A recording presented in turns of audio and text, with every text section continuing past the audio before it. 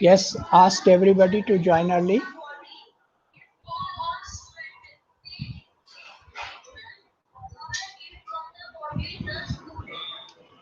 Every one of you has made the diagram. Yes, sir. Hmm? Show me video खोलिए, show करिए. Yes, show clearly show करिए. Yes, बताइए क्या बनाया आपने. बताइए क्या बनाया है. तौसीफ क्या बनाया है बताइए. सर आई का डायग्राम बना है जिसमें स्क्लेरा मैंने शो किया, रेटिना शो किया, कैरोटिड शो किया है हाँ और इंटीरियर तो चैम्बर और पोस्टीरियर. हाँ, तो ये 3 लेयर्स कौन कौन सी होती हैं बताइए. रेटिना, कोराइड एंड नहीं स्क्लेरा. लाइन से रेटिना से आप अंदर से चलोगे तो बोलो, आप अंदर से लेयर बता रहे हैं. अच्छा outer sir, coat, outer outer. से बता रहे थे. हाँ स्क्लेरा, आउटर. नहीं, स्क्लेरा, पहले पहले बोलिए तो. Outer fibrous coat is outer known fibrous as coat is is known as sclera. Sclera. Sclera. और स्क्लेरा देन कितना पोर्शन होता है, पहले पूरी बात बोलो उसकी. Sclera is 5/6 part, Part, sir. and 1/6 part is transparent, known as cornea. कौन नहीं तो है. फर्स्ट लेयर जो बाहर की है वो 5/6 part is fibrous, known as sclera, and 1/6 part is transparent, and in front of the eyeball it is 1/6 part, it is transparent, it is known as cornea. It is the first layer. Yes, Now sir. second layer is known as Second layer, sir, vascular layer, sir. vascular layer. Vascular layer has got Three part में, sir. Three part में three divide, parts. sir. Three parts. Choroid, Choroid, ciliary yes, body. ciliary body, and Yes, iris. yes, sir. Okay. Now last, that is the nervous layer, nervous tunic, Yes, sir. that is Neural known as retina. Retina. So there are 3 layers in the eyeball. eyeball, sir. Now which structure divides the eyeball into cavity? Which structure divides? Anterior posterior. वो कौन सा structure divide करता है? Lens. Lens और suspensory ligament from ciliary body divides the whole cavity into anterior cavity and posterior cavity. Posterior cavity है sir. Anterior cavity has got the fluid which is known as Sir, which is Vitreous. known as lacrimal secretion. no, sir. कुछ revision नहीं करते आप लोग ठीक से. Aqueous which humor. is which is known as aqueous humor. Aqueous humor, yes, sir. Aqueous fluid, aqua aqueous summer. humor. Aqueous humor. Year में sir और posterior cavity contains बिट्रस thick summer. thick Vitreous. Vitreous, yes, thick thick and yes, sir. secretion vitreous that is humor. known as vitreous humor. बिट्रस Humor summer. and Now anterior cavity is further divided into 2 chambers, anterior chamber and chamber and posterior posterior. chamber, by Yes, sir. presence of किसकी presence से? By presence of iris. Iris. Iris sir. By presence of iris. आपने revision नहीं किया, आपको clearly कल diagram में समझाया था, आपने रिवीजन नहीं किया. सो आइरिस और कॉर्निया के बीच में एंटीरियर चैम्बर का एंटीरियर पार्ट है, एंटीरियर कैविटी का एंटीरियर चैम्बर है, और आइरिस और सस्पेंसरी लिगामेंट के बीच में posterior chamber of anterior cavity है. Anterior cavity. तो एंटीरियर कैविटी 2 में डिवाइड हो जाती है by presence of iris, and iris has got a window in mid, बीचों बीच में, and that is known as pupil. So pupil is not a structure at all. It is just a opening, it is just a window in the iris. ये कल हम लोगों ने discussion कर लिया था. Okay, so we'll proceed further. Everybody has joined?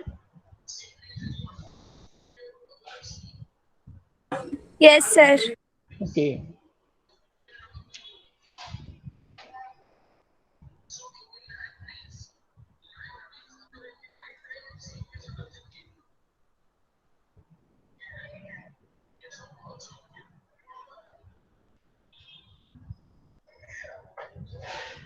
Screen is visible? Yes, sir.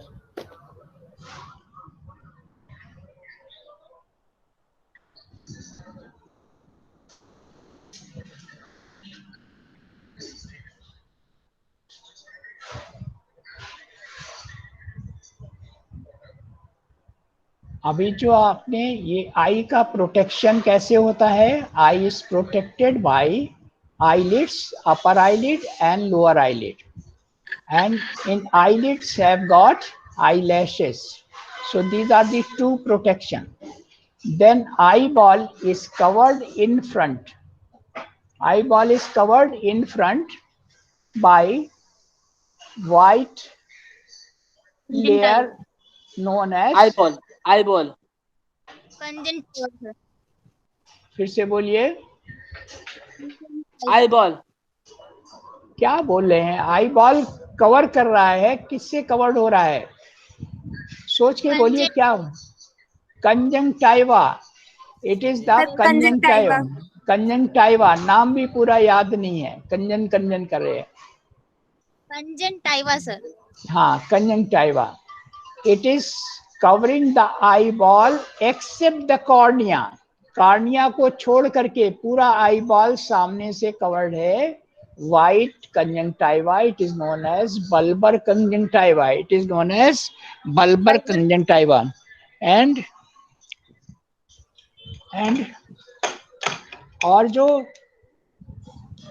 Eyelid के अंदर ये कंजंक्टाइवा चला जाता है तो पैल्पेब्रल कंजंक्टाइवा बन जाता है. दोनों की इंपॉर्टेंस अलग अलग है. डॉक्टर्स जब देखते हैं पैल्पेब्रल कंजंक्टाइवा में पिंक है कि रेड है, ये किस लिए देखा जाता है कि बॉडी में कितना हीमोग्लोबिन है. अगर कम पिंक होगा या कम और हल्का कलर होगा तो एनीमिया है. इसके लिए हम क्या देखते हैं? Palpebral conjunctiva.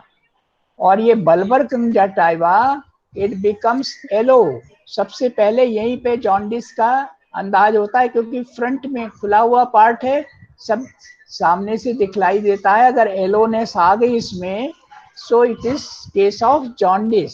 और फिर उसकी इन्वेस्टिगेशन करा के डायग्नोस करते हैं जॉन्डिस को.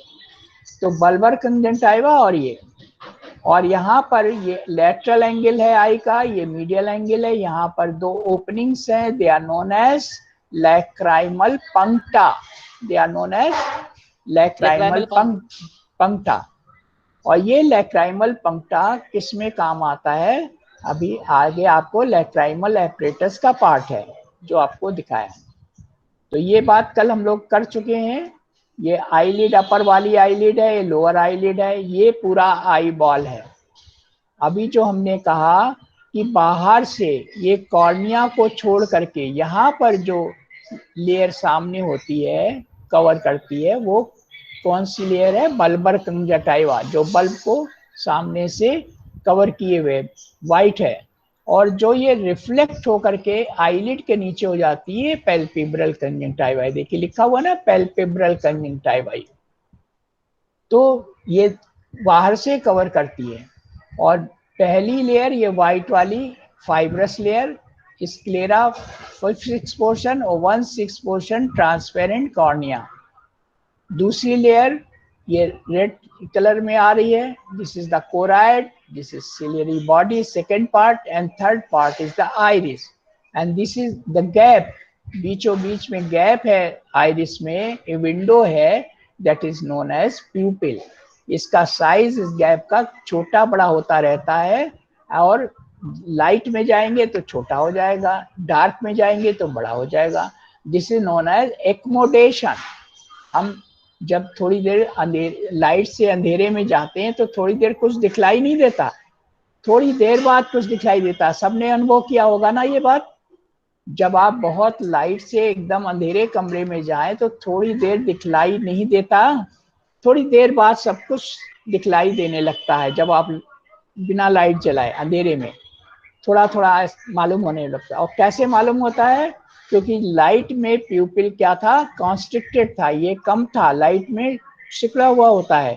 और जैसे ही डार्क में जाएंगे तो ये फैलता है, ज्यादा अमाउंट ऑफ डार्क से भी लाइट जाती है।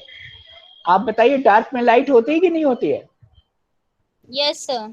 डार्क भी आपको कैसे दिखता है? जब उसकी रेस निकलेंगी तभी तो दिखेगा।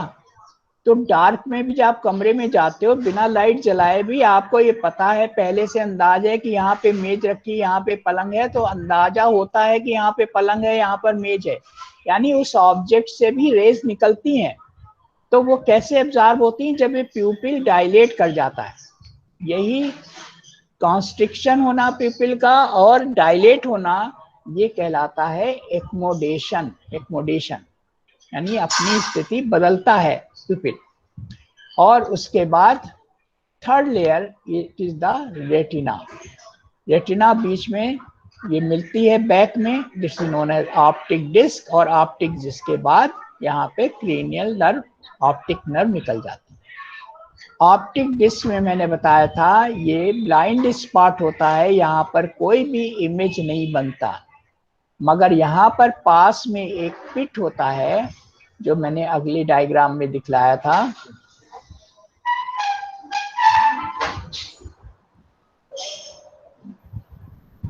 ये देखिए, उसमें नोन एज मैकुला ल्यूटिया, उसमें एक बीच में पिट है, that is known as fovea centralis. इसमें सबसे अच्छा विजन दिखता है, इसमें सबसे अच्छा विजन दिखता है। समझ में आया? Yes sir. Just wait, light गई है, मुझे नेट का कनेक्शन करना है। बेटू बेटू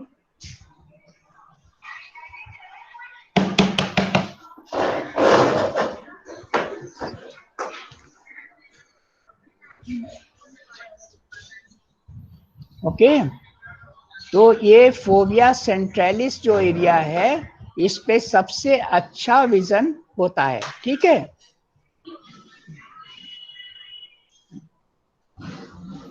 बात समझ में आ गई? Yes sir. Yes sir. Okay okay. ये सारी लेयर्स आप देख चुके, बता चुके। So I am proceeding now further.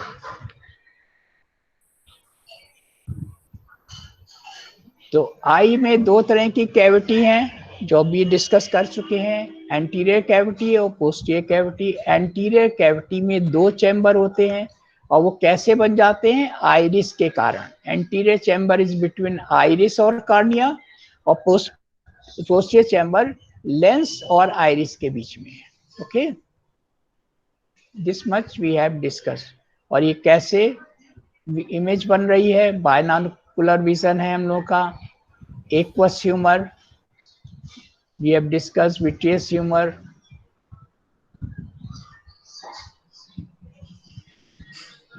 ये ऑप्टिक नर्व, ये बायनोकुलर विजन है क्योंकि दो आई से हम देख रहे हैं, राइट आई और लेफ्ट आई। ये जो है पूरा लेफ्ट आई का विजन है और ये पूरा राइट आई का विजन है। दोनों फाइबर्स यहाँ पे गए, ऑप्टिक कियाज्मा फॉर्म होता है जिसमें इसके फाइबर्स दूसरी साइड में गए, इसके फाइबर्स दूसरी साइड में गए, कुछ फाइबर उसी साइड में गए। तो यहाँ पर ये जो एक्सांस, नर्व के एक्सांस होते हैं, हमने बताया एक्सांस मैसेज ले जाते हैं। तो ये एक्सांस मैसेज ले जाएंगे फाइबर्स के थ्रू, कहाँ पर? ऑक्सीपिटल लोब में, जहाँ पे विजुअल कॉर्टेक्स है। पीछे ऑक्सीपिटल लोब में विजुअल कॉर्टेक्स है। जैसे कभी हेड इंजरी हो जाती है और बैक में, ये ऑक्सीपिटल लोब कहाँ पर होता है? बैक में होता है। अगर यहाँ पर इंजरी हो जाती है, पर्सन कैसे गिर जाए या कोई कस के यहाँ पर ब्लंट ऑब्जेक्ट डंडे से यहाँ पे मार दे, और यहाँ पे कोई सूजन आ जाए, इसके कॉर्टेक्स में कोई इंजरी हो जाए, तो थोड़ी देर बाद क्या होता है? उसका विजन गायब हो जाता है, उसको दिखलाई नहीं देता। आगे कोई चोट नहीं आई मगर दिखलाई नहीं। तो होता क्या है, ये सब चीजें यहां से इमेज तो बन के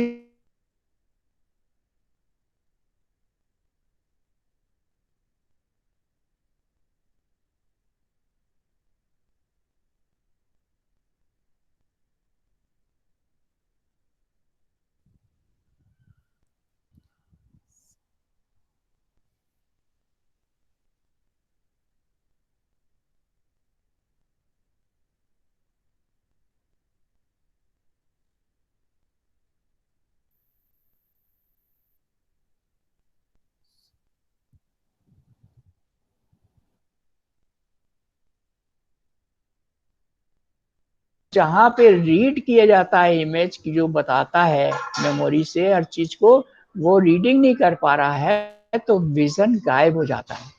तो injury back side of head की बड़ी डिस्टर्बिंग होती है, बिकॉज विजन में be lost by injury to this area. Okay, clear हुई बात? Yes, sir. Now next last senses, हम बाकी सेंसेस के बारे में पढ़ चुके हैं, ऑल्फैक्टरी पढ़ चुके, गस्टेटरी पढ़ चुके, विजन पढ़ चुके, और अब इस पे आ गए हैं हियरिंग एंड इक्विलिब्रियम। हियरिंग और इक्विलिब्रियम दोनों सेंसेस एक ही पार्ट से कंसर्न है जो यहाँ पर है।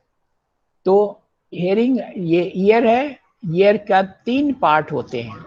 ये आपको बोन से बाहर, इतना पार्ट आपको बाहर दिखता है, this is known as external ear. ये क्या है? एक्सटर्नल ईयर है। अब ये एक्सटर्नल ईयर हमारी स्कल में जो कैनाल है, एक्सटर्नल ऑडिटरी कैनाल होती है। ये देखिए बोन है ना, पूरी स्कल की बोन है, उसके बीच में कैनाल है। ये आप कैनाल अंदर, जिसमें आप कान में उंगली डालते हो देखते हो, तो ये वही कैनाल है। It is known as external auditory canal, क्योंकि ये एक्सटर्नल ईयर से कनेक्टेड है। और कहाँ कर कनेक्टेड है? यहाँ पर ये जो पोर्शन है, एक ये पोर्शन इधर का आपको ऐसा पोर्शन दिख रहा है, बीच में ये पिंक सा दिख रहा है, ये पूरा मिडिल ईयर है। This is the middle ear, middle ear. और लास्ट में ये इनर ईयर है। ये पीट्रस टेम्पोरल पार्ट होता है बोन का, उसके अंदर होती है। देखिए पूरा बोन से कवर्ड है। टेम्पोरल बोन का एक पार्ट होता है, उसके अंदर बना रहता है, यानी जब उसके अंदर होगा तो ब्रेन से टच में नहीं आएगा। ये पूरा बोन के अंदर एक खोखली जगह है, इसको कहते हैं टेम्पोरल की पीट्रस पार्ट। टेम्पोरल बोन कान के, यानी कान के वहां पर अंदर की तरफ कौन सी बोन है? टेम्पोरल। आपको नाम सुना है ना सब, टेम्पोरल। फ्रंटल सामने है, पैराइटल ऊपर है, टेम्पोरल कान की जगह है, और ऑक्सीपिटल पीछे। तो ये टेम्पोरल बोन है पूरी। ये जो बोन पूरी हम देख रहे हैं, ये बोन कौन सी है? Temporal bone. पूरा कान का स्ट्रक्चर इसी के अंदर होता है, राइट साइड का राइट टेम्पोरल बोन में और लेफ्ट साइड का लेफ्ट टेम्पोरल बोन में। तो इनर ईयर जो है, स्कल के अंदर जो टेम्पोरल बोन का पार्ट है उसके अंदर रहता है। ये पूरा इनर ईयर देखिए, पूरा बोन की कैविटी के अंदर है पूरा सेफली, बहुत, क्योंकि ये बिल्कुल सॉफ्ट पार्ट है, बिल्कुल एकदम बहुत मुलायम रबड़, अगर आप जैसे टच करो हाथ से, उससे भी सॉफ्ट पार्ट हैं ये सारे। और ये कैसे रह सकते हैं बिना अच्छी कवरेज के? तो ये बोनी कवरेज के अंदर रहते हैं, टेम्पोरल बोन में। पीट्रस पार्ट ऑफ टेम्पोरल बोन कहलाता है, उसके अंदर ये रहते हैं। It is inner ear. इतना ये इनर ईयर है। जो हमारी ये लाइनिंग दिख रही है आपको, एरो जहाँ पे हमारा ये इंडिकेटर चल रहा है, ये पूरा दिख रहा है आपको स्क्रीन में? Yes, sir. ये पूरा इंटरनल ईयर है। This much is internal ear, and this much, ये पूरा जो पिंक सा दिख रहा है, it is the middle ear. It is the middle ear, और ये एक्सटर्नल ईयर है। अब ये मिडिल ईयर और एक्सटर्नल ईयर के बीच में ये एक कर्टेन है, इट इज ए मेम्ब्रेन। ये मेम्ब्रेन बंद किए रहती है, पूरा एक्सटर्नल ईयर और मिडिल ईयर के बीच में एक मेम्ब्रेन है। अगर यहाँ पर इस मेम्ब्रेन में कोई डिजीज के कारण इसमें होल हो जाए, कुछ भी आप जैसे कोई तीली डाल लें या कुछ आप ज़्यादा इसमें सफाई के लिए कोई चीज़ पॉइंटेड ऑब्जेक्ट डाल करके कर देते हैं तो यहाँ होल हो जाएगा, तो तुरंत बीमारी शुरू हो जाएगी, बहुत प्रॉब्लम शुरू हो जाती है, क्योंकि ये होल नहीं होना चाहिए। ये टिम्पैनिक मेम्ब्रेन है। Tympanic membrane separates the external ear from the middle ear, और मिडिल ईयर में इस टिम्पैनिक मेम्ब्रेन से देखिए 3 बोन्स लगी हैं। 3 बोन्स हमने नाम आपको याद कराया था लास्ट में, अगर किसी को याद हो तो बताइए। Miss MIS, Méliès Incus stepes. Méliès इनका स्टेप्स स्टेप्स। तो ये जो है मेलियस है, ये वाली मेलियस बोन है, ये इनकस बोन है, आपस में देखिए कैसे जुड़ी हुई हैं, इनकस बोन है, और ये स्टेप्स है, जैसे घोड़े के पैर में नाल लगाई जाती है ना, इस तरह की है, ऐसी Yes, sir. स्टेप्स। तो जो अंदर की विंडो, जैसे एक विंडो एक्सटर्नल और मिडिल ईयर की विंडो है, वैसे मिडिल ईयर और इंटरनल ईयर पे यहाँ विंडो है, वहां पर ये स्टेप्स लगी होती है। तो क्यों क्यों ऐसा अरेंजमेंट है? ऐसा अरेंजमेंट इसलिए है कि जो भी हम वॉइस यहाँ से रिसीव करते हैं, जब यहाँ से वॉइस रिसीव करेंगे तो इस टिम्पैनिक मेम्ब्रेन में वाइब्रेशन होंगे, वाइब्रेशन होंगे, यानी ये पर्दा हिले डुलेगा। वाइब्रेशन से ही आपकी साउंड बनती है। आपको पता है वाइब्रेशन से साउंड भी बनती है। जब आप टीवी में देखने बैठते हैं तो आपको टीवी में जो ट्रांसमिशन दिखता है, पिक्चर दिखती है ना, और जो वॉइस आती है, ये क्या बगल में स्टूडियो है वो वहां पर दिखा रहे हैं और आपके टीवी में आ गया, ऐसा नहीं होता। ये स्टूडियो से जैसे रिले करते हैं तो उस रिले में सारी वॉइस और उस पिक्चर, ये वाइब्रेशन डॉट्स के रूप में सारा सिग्नल पे आता है, और सिग्नल से जब आपके टीवी में आता है तो वहां पे सारे डॉट्स आपस में जुड़ जाते हैं, तो पिक्चर बन जाती है। जो वहां दिखाया जा रहा है फिर से बनता है यहाँ आपके टीवी में। वैसे ही वॉइस भी, जो वाइब्रेटिंग वॉइस आ रही है वो सब आपस में जुड़ करके उसके शब्द बन जाते हैं, तो आपको वो आवाज सुनाई देती है। तो ये मैकेनिज्म है।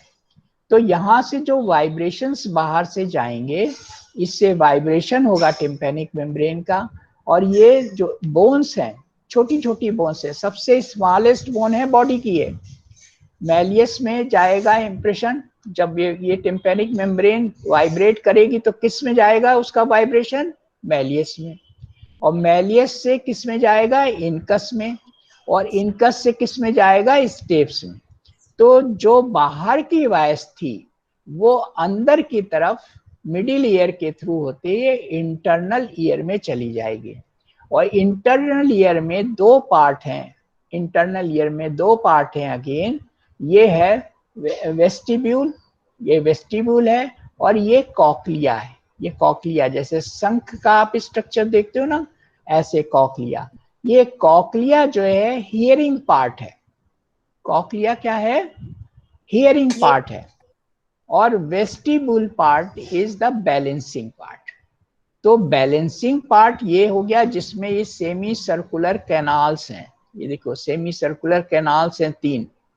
These are semi circular. Semi circular माने अर्ध चंद्राकार, यस सर। है ना? सेमी सर्कुलर ये जो है अर्ध चंद्राकार ये है, और ये वेस्टिब्यूल्स हैं, ये कैनाल्स हैं। और ये इसके नीचे यहाँ पर जहाँ पे ये पोर्शन चौड़ा है, ये वेस्टिब्यूल्स है। तो वेस्टिब्यूल में कैनाल्स और वेस्टिब्यूल ये कौन सा बनाते हैं? Balancing organ.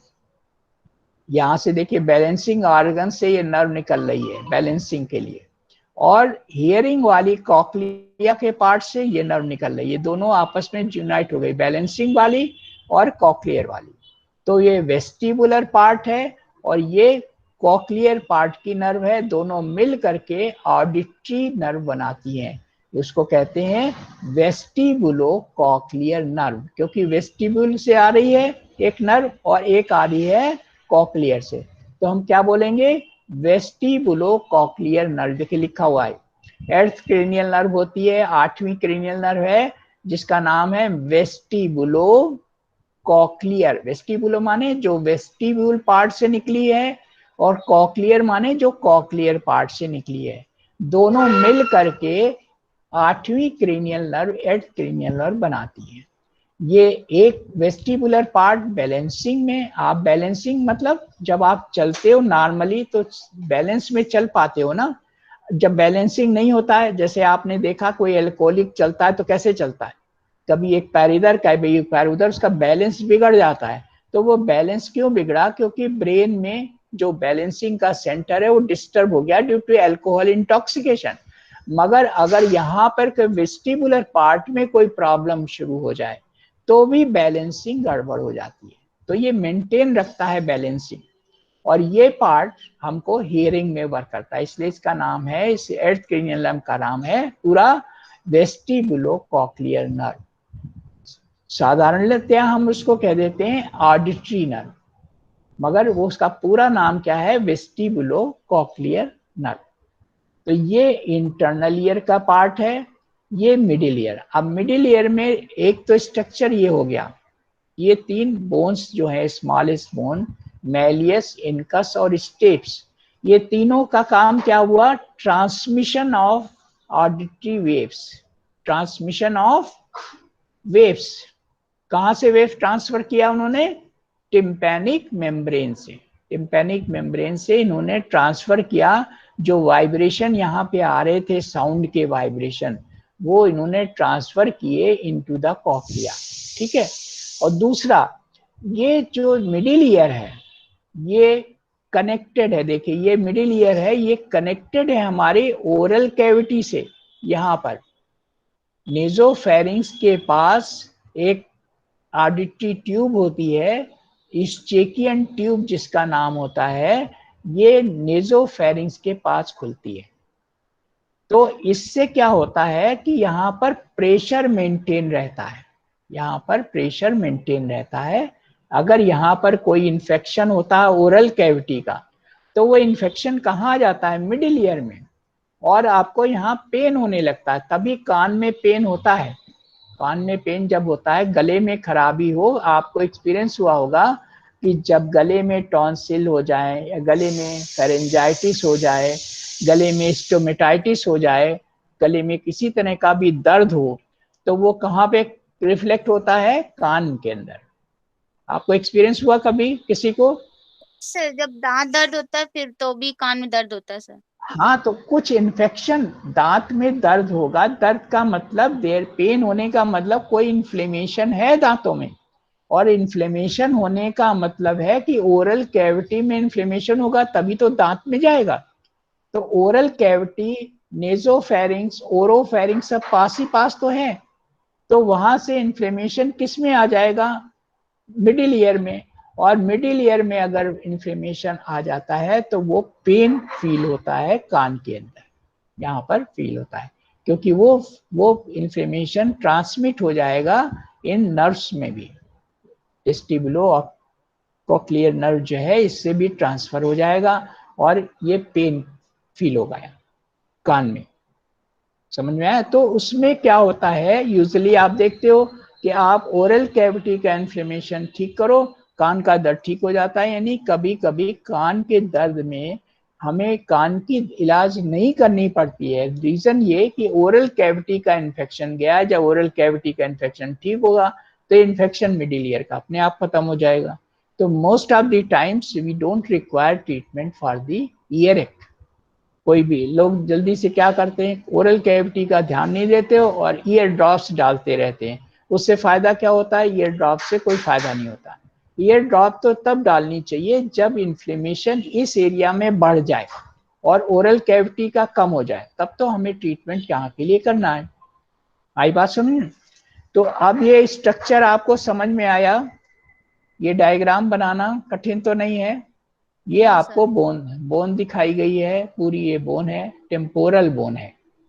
इसमें ऑडिटरी कैनाल दिखाई गई है। इतना क्लियर डायग्राम नहीं होगा, आप इसकी पिक ले लीजिए और ऐसा क्लियर डायग्राम बनाने की कोशिश करिए। ये जितना पोर्शन ये स्पंजी दिखाई दे रहा है, ये स्पंजी नहीं है, ये बोन है। बोन जो कॉम्पैक्ट नहीं होती, कॉम्पैक्ट होती तो ऐसे ही होती है बोन। ये जो दिख रही है बाहर की बाउंड्री, ये कॉम्पैक्ट है, और बीच में ये आपको स्पेसेस दिख रहे हैं, ये स्पंजी है, क्योंकि इसके अंदर पार्ट को रखना है। पार्ट को, तो अंदर की पार्ट मुलायम होती है बोन की, और बाहर कॉम्पैक्ट हार्ड है, सेफ्टी के पर्पज से। तो इसने यहाँ पर मिडिल ईयर की कैविटी बनाई, देखिए, और यहाँ पर क्या बनाई, इंटरनल ईयर की कैविटी बनाई। ये पूरी यहाँ से लेके ये पूरा टेम्पोरल बोन है स्कल की। आई बात समझ? टेम्पोरल बोन से जैसे यहाँ पे एक्सटर्नल ऑडिटरी मीएटस है, वैसे यहाँ पे इंटरनल ऑडिटरी मीएटस है। इंटरनल, उससे क्या हुई, नर्व चली गई, और नर्व कहाँ जाएंगी, ये जाकर के वहां से 500 मेडुला में वहां पे मिल जाएंगे जाकर के, जहां से तो ये सेंसरी नर्व सेंसेशन ले करके यहाँ से अंदर पहुंचते हैं। आई बात समझे? तो ये external ear, this is the middle ear and this is the internal ear. Okay, आप डायग्राम बनाया किसी ने? Anybody has made the diagram? देखिए यहाँ पर भी बाहर भी आपको दिखाया गया, ये जो एरो दिखाई जा रही है डॉटेड, ये पूरी डॉटेड, ये यहाँ तक, ये क्या दिखाया, ये पूरा एक्सटर्नल ईयर का एरिया है, this is the external ear. फिर यहाँ से डॉट डे दिखाया है, ये डॉट, ये पूरा मिडिल ईयर का एरिया है, और मिडिल ईयर में 3 ये बोन्स, मैलियस, इनकस और स्टेप, ठीक है। इनको हम क्या बोलते हैं, ईयर ऑसिकल्स, ऑडिटरी ऑसिकल, ये यहाँ पर जहां पर स्टेप्स मिल रही है, ऑडिटरी ऑसिकल। अच्छा, ये ऑसिकल जहां पर लगा हुआ है, स्टेप्स लगी हुई है, ये यहाँ पर विंडो है, विंडो से कनेक्ट हो रहा है ना इंटरनल ईयर से, विंडो नहीं होगी तो कनेक्शन कैसे होगा, इसको कहते हैं ओवल विंडो, इसको कहते हैं ओवल विंडो। और ये वाली है, ये वाली क्या है, टिम्पैनिक मेम्ब्रेन, ये देखिए टिम्पैनिक मेम्ब्रेन।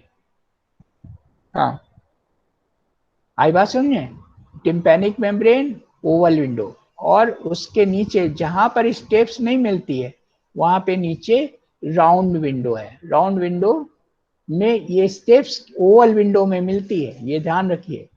2 विंडो हैं इंटरनल ईयर की, 2 विंडो है, ये विंडो बंद है, राउंड विंडो बंद है, मगर ओवल विंडो से कनेक्शन किससे है, स्टेप्स से। और पूरा ये स्ट्रक्चर, ये वाला स्ट्रक्चर जो ये कलर में है, ये पूरा इनर ईयर।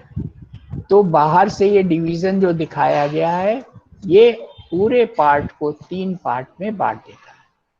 और ये middle ear communicating with the nasopharynx, जिस ट्यूब से कनेक्शन है, ये ट्यूब है ना, ये ट्यूब से जिससे कनेक्शन है, it is known as eustachian tube. सबने नाम पढ़ा होगा स्टेकियन ट्यूब, स्टेकियन ट्यूब। और बच्चों में कान का मिडिल ईयर का इन्फेक्शन बहुत होता है। अक्सर क्यों होता है, क्योंकि जो बच्चे फीड करते हैं, मिल्क, मदर्स मिल्क पे फीड करते हैं, वो फीड करते करते कभी कभी उनका फ्लूइड मुंह में एक्सेस में फीड कर गए, और वो बजाय इस इसोफेगस की तरफ जाने के, वो नेजोफेरिंग्स से इसमें चला आता है, इसमें इसीलिए बच्चे को फीड कराने के बाद बताया जाता है, आप कंधे पे लगा के पीठ को थपथपाइए, जिससे जो एक्सेस में एयर मुंह में चली गई है सक करने के टाइम, वो बाहर वो बच्चा निकाल दे, और नॉर्मली जो मिल्क है वो इसोफेगस की तरफ चला जाए।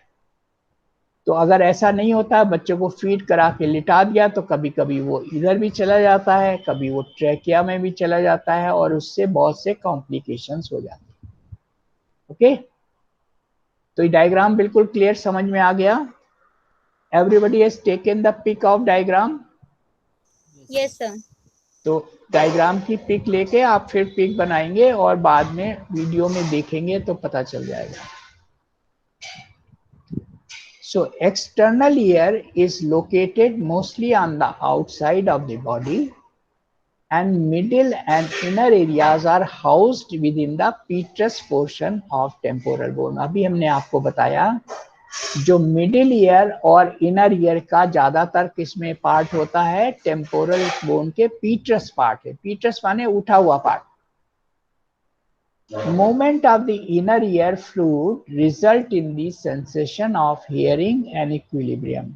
जो इनर ईयर में फ्लूड होता है, पहले तो जो टिम्पैनिक मेम्ब्रेन, यहाँ पर क्या है, यहाँ पर तो कोई फ्लूड है नहीं, यहाँ पे तो एयर है, एयर से वाइब्रेशंस गए, टिम्पैनिक मेम्ब्रेन है। अब अंदर सारी चीज, एयर तो जा नहीं सकती, एयर तो जाएगी तो गड़बड़ कर देगी यहाँ। तो यहाँ पे फ्लूड होता है एंडोलिम्फ। जब ये वाइब्रेशन इसके जाते हैं तो एंडोलिम्फ वाइब्रेट करने लगता है और उस वाइब्रेशन से सेंसेशन अंदर इस नर्व से जाता है तो सुनाई देने लगता है। तो इंटरनल ईयर में क्या है, movement of the inner ear fluid, inner ear में जो फ्लूड होता है उसका नाम है एंडोलिम्फ। उसके मूवमेंट से हियरिंग और इक्विलिब्रियम सब मेंटेन होता है। मिडिल ईयर, ये देखिए ये टिम्पैनिक मेम्ब्रेन थी, उसी पार्ट को अलग करके दिखाया गया। टिम्पैनिक मेम्ब्रेन से कैसे मैलियस जुड़ी हुई है, और मैलियस के बाद इनकस, और इनकस के बाद ये स्टेप्स। ये मैलियस में देखिए एक ये मसिल लगी होती है, इसका नाम है टेंसर टिम्पैनाई, ये नाम लिखा हुआ है। ये टेंसर टिम्पैनाई का काम ये है, अगर बाहर से बहुत तेज वाइब्रेशंस आ जाएंगे, कभी कभी बहुत तेज वाली नॉइस आती है, अगर ये Yes. टिम्पैनिक मेम्ब्रेन बहुत तेज से वाइब्रेट करेगी तो अंदर साउंड बहुत तेज जाएगी, जिससे इनर ईयर डिस्टर्ब हो सकता है। तो ये टेंसर टिम्पैनाई मसिल इसको रोक देती है, इसको ज्यादा वाइब्रेट नहीं करने, जितना जाना चाहिए उतनी जाती है। तभी देखिए ये वाली बोन कई जगह लिगामेंट से जुड़ी हुई है, टेम्पोरल बोन से जुड़ी हुई है यहाँ, और यहाँ मसिल से जुड़ी हुई है, मसिल का टेंडन। कौन सा मसिल है, टेंसर टिम्पैनाई। टेंसर टिम्पैनाई जब इसके वाइब्रेशन को कम कर देती है तो आपको जितना सुनना है उतनी ही आवाज जाएगी, बहुत एक्सेस में नहीं जाने देगी। तो ये एक बचाव का अरेंजमेंट होता है कि मैलियस बोन को बहुत ज्यादा वाइब्रेट ना करना चाहिए। अगर बहुत ज्यादा तेजी से वाइब्रेट कर जाएगी तो ज्यादा तेज साउंड अंदर इनर ईयर में पहुंच जाएगी and that can disturb the inner ear. Okay, तो मिडिल ईयर में क्या क्या है, contains air filled tympanic cavity. ये यहाँ पे एयर फिल्ड टिम्पैनिक कैविटी है, और एयर कैसे फिल रहती है, बराबर इसका माउथ से कनेक्शन है, ओरल कैविटी से और इस सेकेंड ट्यूब से एयर इसमें आती रहेगी, तो एयर रहेगी। अगर इसमें इस सेकेंड ट्यूब से फ्लूइड आ गया या खाने का कोई मटेरियल आ गया तो इसमें इन्फेक्शन हो जाएगा। तो केवल क्या आना चाहिए, एयर आनी चाहिए। यहाँ पे एयर होने से ये बैलेंस मेंटेन रखती है, इधर से वाइब्रेशन आएंगे, यहाँ पे एयर रहेगी। तो क्योंकि आपने पढ़ा है हमेशा साउंड जब भी ट्रांसमिट होती है दैट रिक्वायर्स एयर, वैक्यूम में साउंड नहीं जा सकती। आई बात समझे, पढ़ा है ना फिजिक्स में, साउंड वाइब्रेशंस जो है वैक्यूम में नहीं ट्रेवल करते, हमेशा इसको ट्रांसमिशन के लिए क्या चाहिए, एयर चाहिए। तो यहाँ पर मिडिल ईयर से ही ट्रांसमिशन होना है, तो इसमें एयर का अरेंजमेंट किया गया। एयर के अरेंजमेंट करने के लिए इस मिडिल ईयर को किससे कनेक्ट किया गया है, नेसोफेरिंक्स के पास स्टेकियन ट्यूब से कनेक्ट किया गया है। मगर उस स्टेकियन ट्यूब में कभी भी कोई फ्लूइड नहीं आना चाहिए। फ्लूइड आ गया, जैसे बच्चों में बताया मैंने, बच्चे जो फीड करते हैं मदर्स मिल्क पे, फीड करते करते उनका कभी एक्सेस में फीडिंग हो गई, इसोफेगस की तरफ जाने के बजाय उनका मिल्क स्टेकियन ट्यूब से मिडिल ईयर में आ गया, तो मिडिल ईयर में इन्फेक्शन हो जाता है, और मिडिल ईयर में इन्फेक्शन होगा तो कान में दर्द होगा, बच्चा दिन भर रोता रहेगा। तो उसके लिए ट्रीटमेंट डॉक्टर समझ जाते हैं कि ये बच्चा क्यों रो रहा है, कारण ये कि इन्फेक्शन हो गया ये, तो उसके हिसाब से मेडिकेशन करके उसको ठीक करते हैं। तो ये एयर फिल्ड कैविटी है मिडिल ईयर। मिडिल ईयर में एयर कहाँ से आती है, नेसोफेरिंक्स से। Okay, medially a bony wall that houses the oval window and round window separates the middle ear from the inner ear। और यहाँ पर जो यहाँ पर ये तो लेटरल साइड हो गई, मीडियल साइड पे दो विंडो हैं, एक कौन सी राउंड विंडो है, एक ओवल विंडो है जहाँ पे स्टेप्स मिलता है आकर के, और एक राउंड विंडो है। तो दो विंडो हैं जो कनेक्ट करेंगी इनर ईयर से। क्लियर हुआ? ये बात क्लियर समझ में आई सबको? हेलो? Yes sir. सर समझ में आया? Yes sir. तो tympanic cavity maintains an open connection with the atmosphere. Tympanic cavity तो बाहर से कनेक्टेड है एटमॉस्फेयर से, मगर अंदर किससे कनेक्टेड है? स्टेकियन ट्यूब या ऑडिटी ट्यूब से।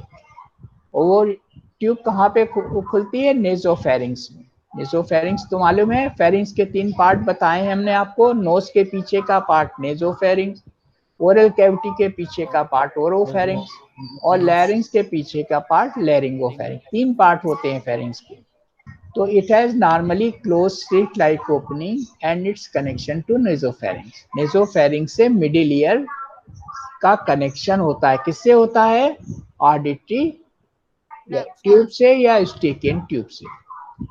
Tympanic cavity of middle ear houses the auditory. और टिम्पैनिक कैविटी में क्या क्या हाउसेज होते हैं? Auditory ossicles. ऑडिटरी ऑस्किल्स क्या है? Miss, Méliès, incus and steps, है ना। मेलियस का स्ट्रक्चर हैमर की तरह है, देखा है आपने अभी।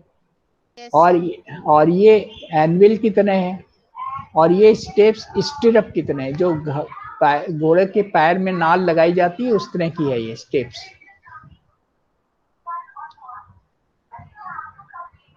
Now inner ear located within the petrous portion. ये जो होता है इनर ईयर कहाँ पर है? हमने बताया टेम्पोरल बोन के अंदर है। क्यों लगता है? क्योंकि बहुत सॉफ्ट पार्ट है।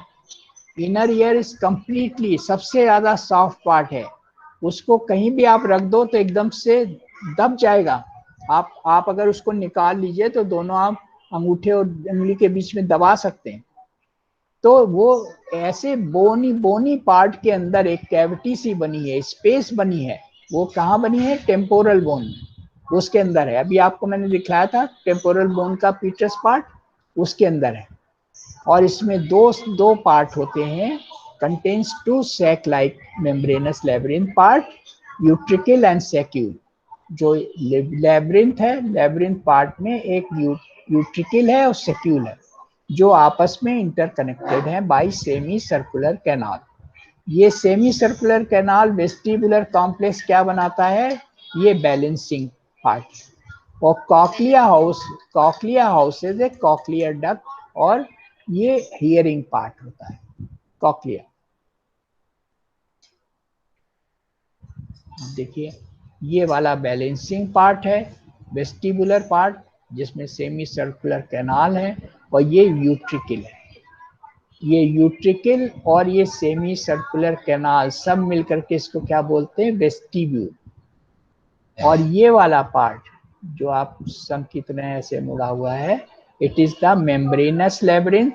ये कॉक्लिया है, एपेक्स ऑफ द कॉक्लिया, ये एपेक्स है कॉक्लिया का। इतने डिटेल स्ट्रक्चर में मत जाइए, बस इतना आप यह ध्यान रखिए, it is the hearing part, it is the balancing part. बहुत, मगर डायग्राम बहुत क्लियर बना है। इतना क्लियर डायग्राम आपको और बुक्स वगैरह में नहीं मिलेगा। Have you taken the pic ले लिया आपने? ये कॉक्लिया का पार्ट है, ये आप देखिए एंडोलिम्फ है। एंडोलिम्फ का मूवमेंट से आपको ये नर्व के थ्रू आपको सेंसेशन चले जाते हैं।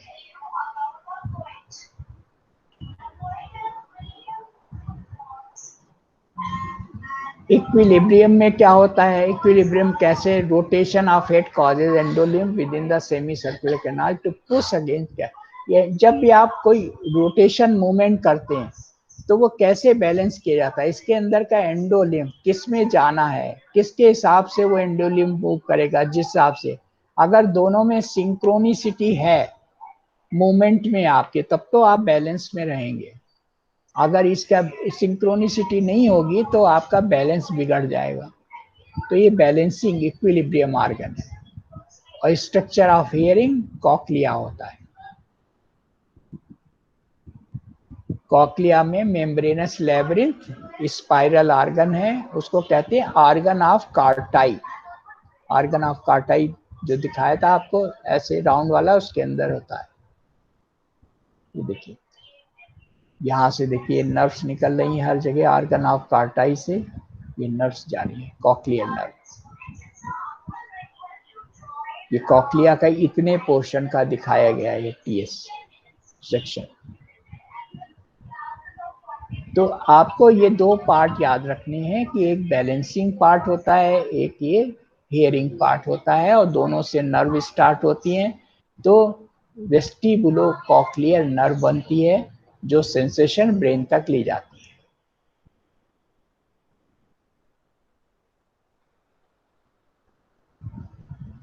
So this is all about